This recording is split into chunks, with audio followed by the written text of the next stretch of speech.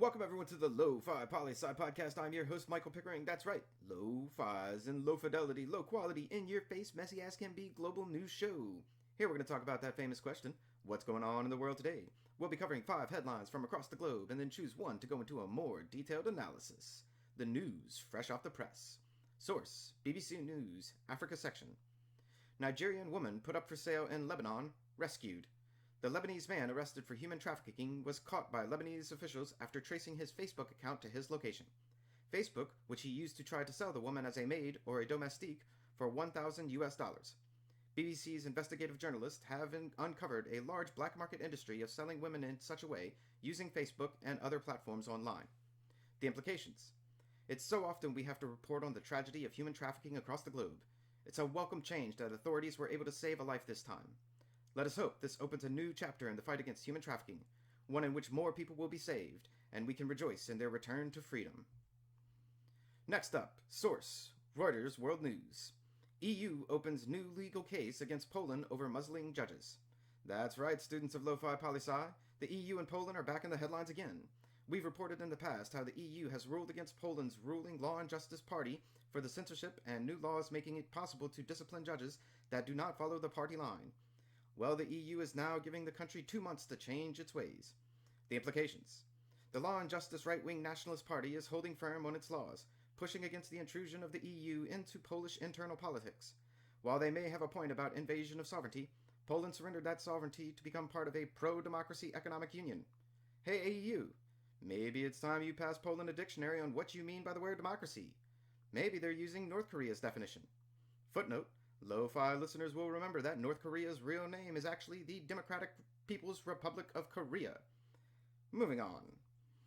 And now it's time for Weekly Wednesday with Transparency International. Last week we finished covering Central American countries, and this week we're moving further south and began our segments on South American countries, starting with Colombia. Geography lesson, Lo-Fi listeners.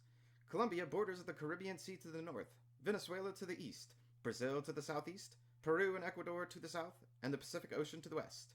And remember, Transparency International's Corruption Perception Index ranks countries and territories between 1 and 180, as well as providing a score of 0 to 100, 0 being very corrupt and 100 being very clean. And Colombia comes in at 96 out of 180 countries and territories across the globe, with a 2019 score of 37 out of 100. Both the ranking and score put the country in the lower half of more corrupt countries in the world. Colombia is tied at 96 with Tanzania, Ethiopia, Vietnam, and Gambia. Below it, tied at 101, is Kosovo, Bosnia-Herzegovina, Panama, Thailand, and Peru. Above it, tied at 93, is Sri Lanka, Timor-Leste, and Ecuador.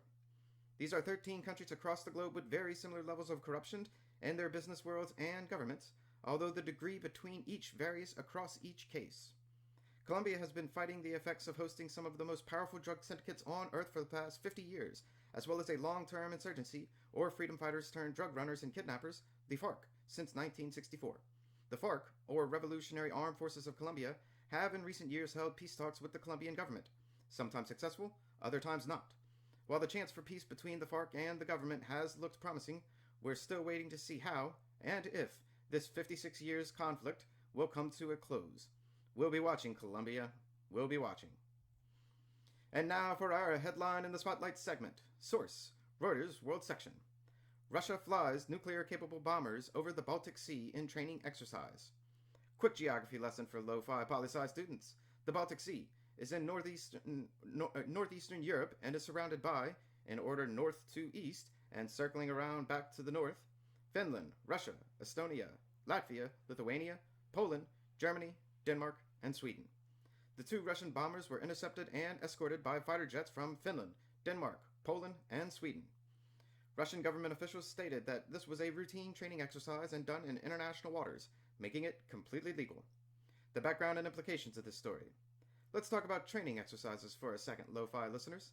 Militaries across the globe are constantly training their soldiers for times of conflict and need. The US and South Korea traditionally have done this. Russia and China have begun doing this. Any country with international military capabilities perform such exercises to keep their teams well prepared. That being said, normally these training exercises are watched very closely by other international actors for potential glimpses at 1. The military capabilities of the country. 2. the expertise with which the exercise is carried out. 3. The region and the reach of the exercise. And 4. As a glimpse of potential actions that may come in the near future.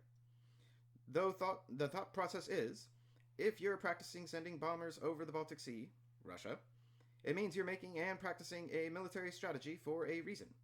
That's why, even if Finland, Denmark, Poland, and Sweden did not believe Russia was going to bomb them today, they still scrambled their fighter jets to intercept in order to give their own military experience at doing so in case the day actually does come. While training exercises are again quite normal across the globe, it's only Wednesday, people. Let's make it to Fun Day Friday, please. And a last piece of news from the Associated Press, Oddities section. Mail fraud suspect named Speedy Gonzalez arrested in Georgia. That's right, Lo-Fi Nation. There's a real Speedy Gonzalez out there.